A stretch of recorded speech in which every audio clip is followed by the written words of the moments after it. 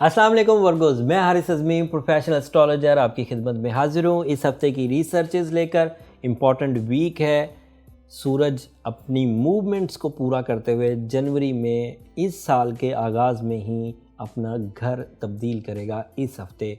So this is a first change जो आपके यहाँ अब अगली जहत, अगला स्टेटस ऑफ लाइफ उस तरफ जाएगी। 20 जनवरी ये हफ्ता 19 जनवरी से शुरू होकर तकरीबन 26 जनवरी तक चलेगा और 20 जनवरी को चेंज आएगी, मेजर चेंज आएगी। सूरज आपके 5वें घर से निकल जाएगा। वो 5वें घर में बहुत अच्छा था, वो उसका ज़ाती घर था, जिसकी वजह से आपके कॉन्फिडेंस में, आपकी नेचर में, आपकी कारकर्दगी में एक्स्ट्रा फोर्स ऑफ लाइफ मुयस्सर थी। अभी भी मुयस्सर रहेगी, लेकिन अब उसकी नेचर बदल जाएगी। पहले वो रोमांस को सपोर्ट कर रहा था, रिलेशंस को, डील्स को, ट्रैवलिंग को, एजुकेशन को, इन सेक्टर्स में वो सपोर्ट कर रहा था। अब ऐसी सपोर्ट साल बाद मिलेगी। दोबारा वो 1 साल बाद घूम के 5th हाउस में आएगा, तकरीबन दिसंबर 2020 होगा। लेकिन जनवरी 2020 में अब वो 6th हाउस में चला गया है। जो सूरज की पोजीशन हुआ करे वर्गोज, उसे ज़रूर समझा करें, क्योंकि सन किसी एक हाउस में 1 साल में एक ही दफ़ा जाता है। सो इस वक्त अगर किसी के यहाँ 6th हाउस में कुछ कमज़ोरियाँ हैं तो सूरज की सपोर्ट उसे मुयस्सर है। 6th हाउस की कमज़ोरियाँ क्या क्या हैं सुने। सूरज 6ठे घर में जाकर लिटिगेशंस को रिपेयर करने में, रिमूव करने में फतह के साथ आपको सपोर्ट करेगा। सूरज 6th हाउस में जाके बॉसेस के साथ आपके क्लैशेस को कम करेगा। सूरज 6th हाउस में जाकर आपकी अपनी ज़ाती नौयत की कम अक्ली वाली प्लानिंग को भी रिपेयर कर देगा। सूरज 6th हाउस में जाकर बीमारी की कमी की वजह बनेगा, बीमारी के खात्मे की वजह बनेगा। इम्यूनिटी लेवल इंक्रीज होगा। सूरज 6th हाउस में डर और गम को ख़त्म करता है। फीलिंग्स कॉन्फिडेंट एंड इत्मीनान वाली आने लग जाती है।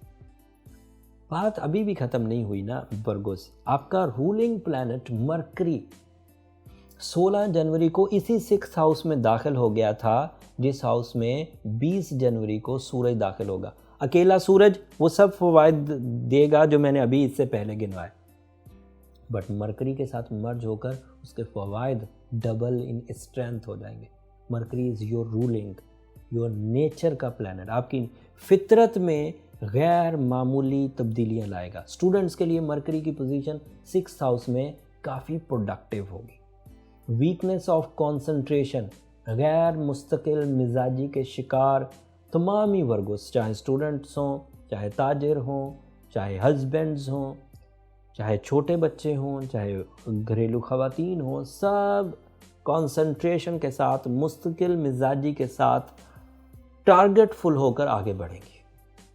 एंड फिर अंदाज़े गुफ्तगू में एक पॉजिटिव चेंज आएगी। ज़्यादा अच्छे नज़रियात बन पाएंगे, मजहबी जोश और जज्बा एंड अदरवाइज भी डेवलपमेंट जो मरकरी के वज like public image, name, fame, authorities में इजाफा, कॉम्प्लिकेशंस का खात्मा, silky path for your successes, these are all possibilities. But एक प्रॉब्लम तो है अभी आपके साथ, उसको मैं चाहता नहीं था इतनी खुशियों की खबरों में वो भी मैं सुनाऊं, लेकिन बहरहाल मजबूरी ये है कि उसका बयान करना ज़रूरी है। अगर वो बयान ना की जाएगी तो ये ज़्यादती होगी। Saturn is in 5th house and that is not a good sign.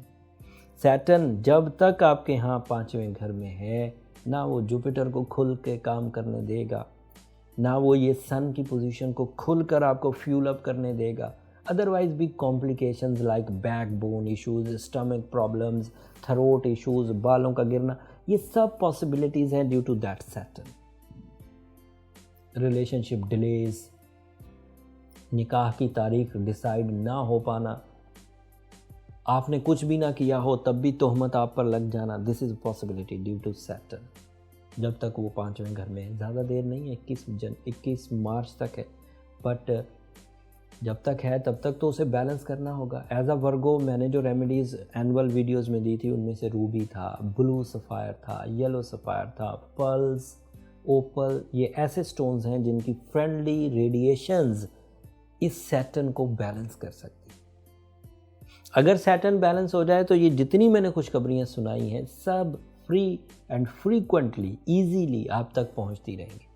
सो क्या इसमें मुश्किल है कि आपको एक दिन में एक दफ़ा सूरह शम्स पढ़नी है, 8 कैरेट का Ruby, yellow, blue sapphire, yellow sapphire या ओपल पहनना है, आप बैलेंस हो जाएंगे 28 दिनों में। आप अपनी सलाहियतों को बचा कर अपनी ज़िंदगी की परफॉर्मेंसेस दीजिए। सह कर, तकलीफ़ में रहकर क्यों आगे बढ़ रहे हैं, जबकि चीज़ें रिजॉल्व करना इतनी मुश्किल नहीं। 17 ईयर कैरियर का निचोड़ मैंने 17 मिनट में आपके सामने रख दिया।